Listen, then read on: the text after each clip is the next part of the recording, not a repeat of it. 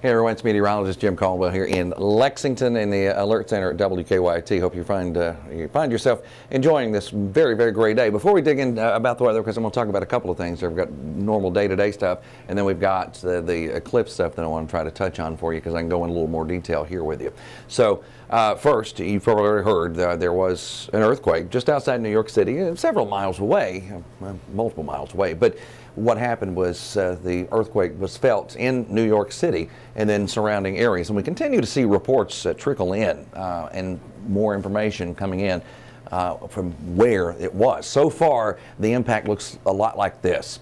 In the green, it's a little bit lighter, so to speak, and then you get more of the true vibration the closer in that you get to the red and the yellows that I have highlighted there. Okay, it was a 4.8 earthquake, about 2.9 miles below the surface. Now, when you get one that's that shallow, because that's still technically considered shallow, they can be a little more disruptive, because they can send out more energy in a hurry than one that's a little deeper, because there's a little more time for some of the energy to kind of give way, so to speak. So what happened was it was a little more potent of a 4.8. But again, I'm just now seeing reports that some glass broken here, some stuff off shelves. I haven't seen any major damage, but you know, some of the structural stuff they'll have to assess for a while. Now, here's the other thing. I've got a friend of mine that's in New York City right now, and across her phone, just like we all get emergency alerts, well, a lot of us get emergency alerts. Well, it came across her phone saying, be on the lookout for potential aftershocks. And that's true. There could be some more aftershocks. As a matter of fact, from the geological survey, they said 46% chance of at least a 3.0 plus aftershock, at least one.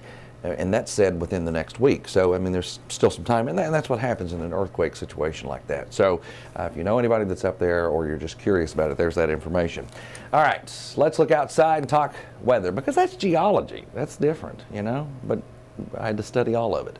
Well, looking outside, gray skies. It is a damp-looking day. This camera's not dealing with a lot of moisture. Out at Keeneland, what time is it? It's 12:43. So we've got 15, 20 minutes or so before the first post. I think it's at 1:10. Anyway, so maybe a little longer than that. But you can see, this is a new camera, by the way. Our other one it went offline and was just bleh. Now we got a new one, and the picture's even better resolution and everything. Its technology gets better. You can see the video boards up. You can see the wind flying there. But it's an ugly weather day. And it's chilly out there too. I mean, we're sitting in the low 40s, upper 30s, few showers, rain showers out there. And look at this, I've got even more moisture streaming in through Indiana that's going to keep feeding down to our south and southeast. As that happens, we could see a few more showers. Tonight, we go full-blown freeze warning for central portions of Kentucky, southern Kentucky, and eastern Kentucky. This blue shading here is a freeze watch. So it'll kind of go one way or the other here soon. What we're looking at on the bigger picture with the temperatures, and we talked about this earlier in the week. I was showing you some maps during these Facebook and YouTube features that we do.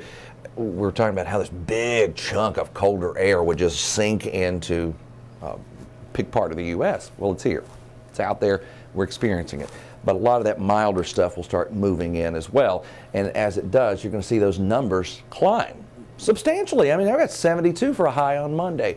Wouldn't that be great for Monday, Eclipse Day, to be 72 and sunny?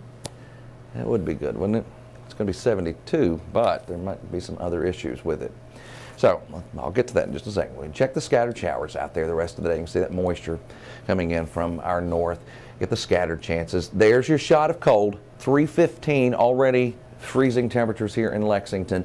And then we're still freezing for up to about 7:30, maybe a little longer. But that's what we end up with. Temperatures coming up into the 50s for you with those highs that day.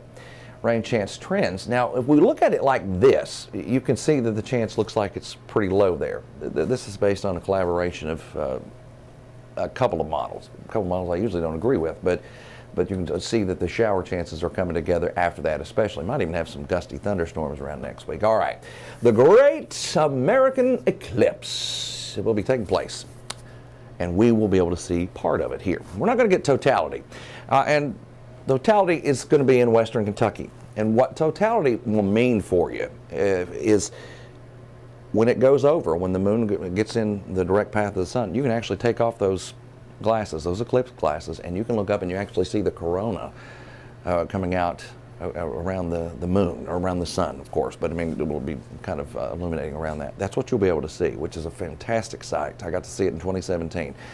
But that's only in the full totality areas. Here, we are not in totality, okay? We're 90-some%. A small sliver is going to be shown, but you don't want to look at it without having the glasses on, because it's still a very dangerous situation for your eyes, okay? Now, will the weather cooperate? If the weather doesn't cooperate, it doesn't matter, okay? Because as you see here, gray areas indicate clouds. This is right around eclipse time. There's path of totality, here's us, and here's even some rain. So some scattered shower chances around for that time period as well.